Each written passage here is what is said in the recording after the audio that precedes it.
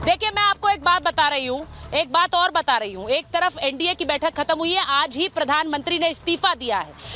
मोदी 2.0 की सरकार से उन्होंने इस्तीफा दिया है, राष्ट्रपति को इस्तीफा सौंपा है, लेकिन आज ही अगली सरकार बनाने के लिए भी दावा ठोका जा सकता है। वो दावा जो है राष्ट्रपति भवन जाकर पेश कर सकते हैं, ये भी खबर है। लेकिन दूसरे खेमे में क्या हो रहा है, एक बड़ी खबर और बताऊं कि इंडिया गठबंधन की भी बैठक वहां दिल्ली में शुरू होने वाली है, जिसके लिए तमाम बड़े बड़े नेता पहुंचे हुए हैं, नंबर्स से उत्साहित हैं।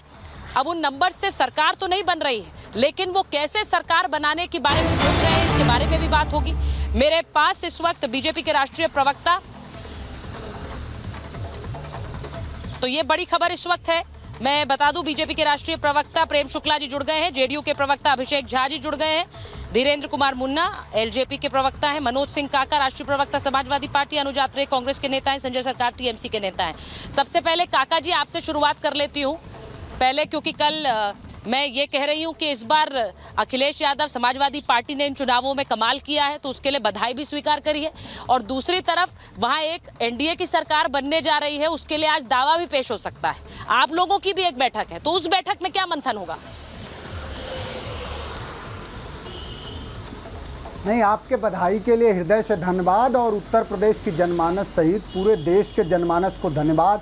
अयोध्या के मर्यादा पुरुषोत्तम पौराणिक राम के मर्यादित धरती को साधुवाद कि वहाँ से भी कम से कम समाजवादी राम जीत गए, और मर्यादा पुरुषोत्तम भगवान राम के चंदे से चोरी करने वाले, भगवान राम के मर्यादित जीवन और नियमबद्ध जीवन को धर्म के नाम पर तमाम तरह का पाखंड फैला करके राजनीति करने वाली बीजेपी हार गई।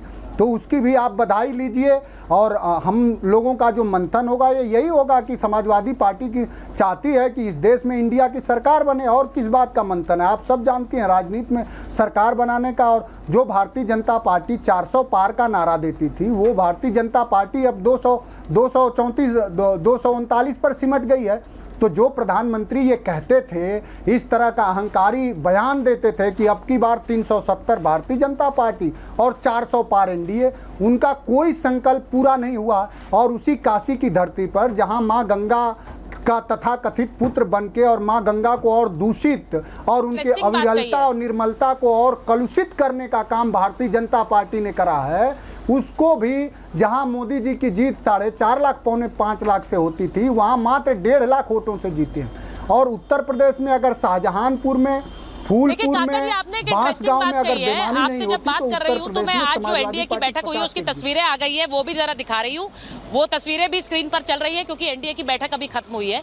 लेकिन काका जी, आपने बहुत और बिल्कुल स्वीकार करते हुए बोला कि भाई राजनीति में सरकार बनाने की संभावना पर चर्चा होगी और क्या होगी। तो मेरा सवाल ये है कि क्या वो सरकार बनाने की एक कोशिश आप लोग कर भी सकते हैं?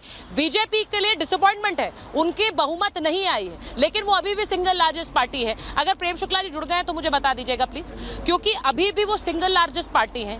उनके साथ जेडीयू है नीतीश कुमार की, और अभिषेक झा जी स्क्रीन पर आपको दिख रहे हैं। अभिषेक जी, 16 पार्टी वाली जेडीयू इतनी इंपॉर्टेंट कभी नहीं थी जितनी 12 सांसदों वाली जेडीयू इस वक्त है एनडीए के लिए। लेकिन मुझे बता दीजिए, वो कह रहे हैं कि अभी भी वो सरकार बनाने का दावा पेश कर रहे हैं। हाँ ठीक है, काका जी बोलना चाह रहे हैं, काका जी बोलना चाह रहे हैं। ठीक है काका जी, कंप्लीट करिए पहले, फिर मैं जाऊंगी। जी देखिए, जो भारतीय जनता पार्टी नैतिकता के आधार पर इस देश के प्रधानमंत्री जी को यथाशीघ्र इस्तीफा जो दिए हैं, अब उनको यथाशीघ्र विपक्ष में बैठ जाना चाहिए। जो सिर्फ और सिर्फ ये भारतीय जनता पार्टी ने पूरे देश में जो प्रचार प्रसार किया, जो इस देश के प्रधानमंत्री उसके गरिमा को उन्होंने कलुषित किया। कैसे बैठेंगे विपक्ष में, आप मुझे बता दीजिए। नहीं, मुझे आप आंकड़े अभी बता दीजिए और मैं प्रेम शुक्ला जी को बोलूंगी कि वो विपक्ष में बैठे। नहीं, आपने बोला वो विपक्ष में बैठ जाए, मैं आपसे बोलूंगी आप अपनी सरकार बनाने के आंकड़े अभी बता दीजिए नेशनल टेलीविजन पे। मैं प्रेम शुक्ला जी को बोलूंगी आप बैठिए विपक्ष में। आंकड़े कहाँ आपके पास? हाँ, आपके सुचारिता आप 234 के बाद कोई ऐसा 239 के बाद बीजेपी चंद्रबाबू नायडू के साथ क्या व्यवहार करी? उनको इस देश में कोई ऐसा राजनीतिक दल नहीं है जिसको भारतीय जनता पार्टी ने अपने साथ रख के धोखा नहीं दिया। चाहे वो अकाली दल रहा हो, चाहे उत्तर प्रदेश में जितने राजनीतिक दल रहे हों, चाहे उद्धव ठाकरे की शिवसेना रही है, तो पूरे देश के सभी राजनीतिक दल मानते हैं कि उनको सता करके और धोखा देने वाला अगर पीठ में नहीं पेट में खंजर घोंपने वाली, पीठ में खंजर घोंपने वाली अगर कोई राजनीतिक दल है इस देश में तो बीजेपी है, और उसको सब राजनीतिक दल मान रहे हैं, तो उनको कोई समर्थन नहीं देगा। भय, भारतीय जनता पार्टी के चेहरे पर भयाक्रांत और कितना भयावह वो लोग दिख रहे हैं, ये इसका आप आकलन करिए ना। उनका अहंकार को इस देश की जनता, जो प्रधानमंत्री 10 साल प्रधानमंत्री रहे, एक नौजवानों से संवाद किया कि मैंने आपको रोजगार दिया, प्रेम शुक्ला जी आ गए, प्रेम शुक्ला जी आ गए, मैं एक बार अभिषेक झा जी के पास जाऊं, उससे पहले प्रेम शुक्ला जी के पास चली जाती हूँ।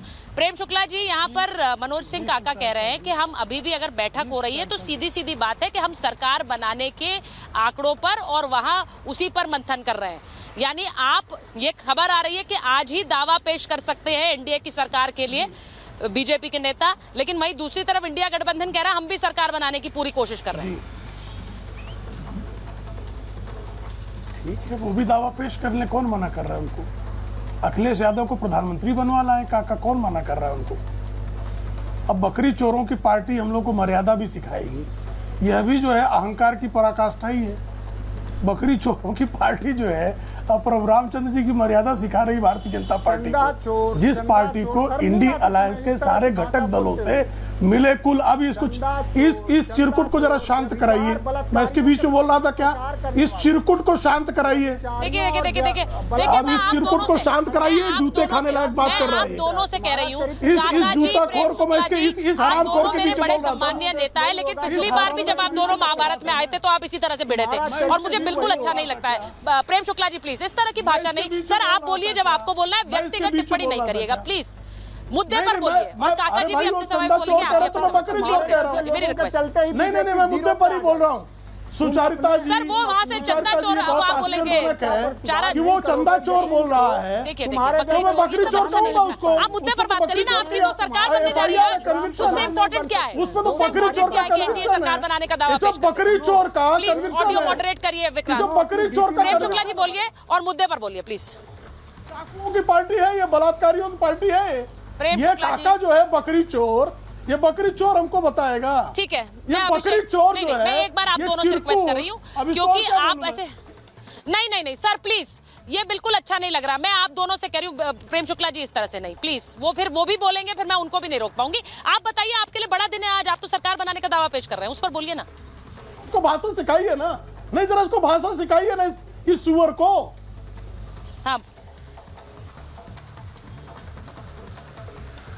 ठीक है, हम अभिषेक झा जी के पास जा रहे हैं। ठीक है, अभी दोनों, मैं अभिषेक झा जी के पास जाइए, अभिषेक झा जी को लीजिए। अभिषेक झा जी, मैंने कहा नीतीश कुमार जी आज जब 16 सांसद थे तब भी इतने इंपॉर्टेंट नहीं थे जितने आज 12 सांसदों के साथ हैं, और ये बात समझ रहे हैं वो भी। लेकिन ऐसा नहीं आ रहा है कि कोई बड़ी डिमांड रखी है उन्होंने, ऐसी कोई खबर नहीं आई है जो कि वो रख सकते हैं मौजूदा स्थिति में। तो जब नीतीश कुमार जी चुप रहते हैं तो सवाल और ज़्यादा खड़े होते हैं। ऐसा तो कुछ नहीं है ना अभिषेक जी?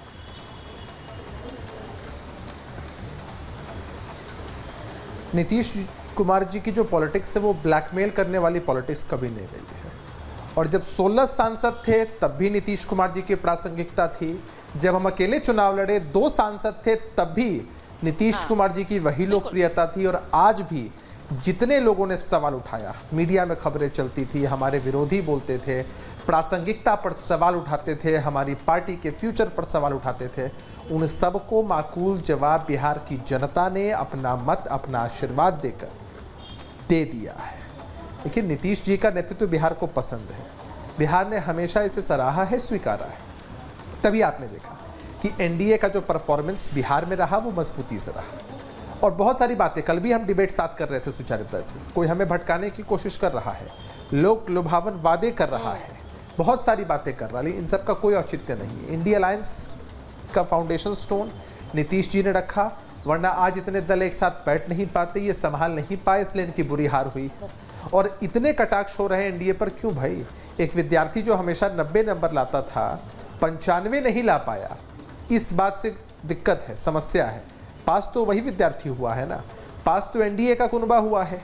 ये जो इंडिया अलायंस वाले हैं, इनके पास बहुमत तो है नहीं। अगर बहुमत होता तो ये सब के सब आपको दौड़ लगाते नजर आ रहे होते कि हम आगे तो हम आगे, हम सरकार बनाने का दावा पेश करेंगे और एक प्रधानमंत्री नहीं, इंडिया अलायंस वालों की खासियत है कि इनके पास कई प्रधानमंत्री हैं, सबके सब रिहर्सल कर रहे थे। कल जैसे जैसे इनकी सीटों का आंकड़ा ऊपर बढ़ रहा था, मैं आपको दावे के साथ बता रहा हूँ, अपने घरों में, अपने ऑफिसेस में ये लोग उसी भाव भंगिमा के साथ चल रहे थे जैसे सच में इनकी सत्ता आने वाली है, इनको सरकार बनाने का मौका मिलेगा। देश की जनता ने फिर एक बार क्लियर मैंडेट दिया है एनडीए के अलायंस को, और हम एनडीए के स्वरूप में इसको देखते हैं। शुरू से हमने देखा है और गठबंधन की पॉलिटिक्स हमने बहुत अच्छे से की है, उस धर्म को निभाया है।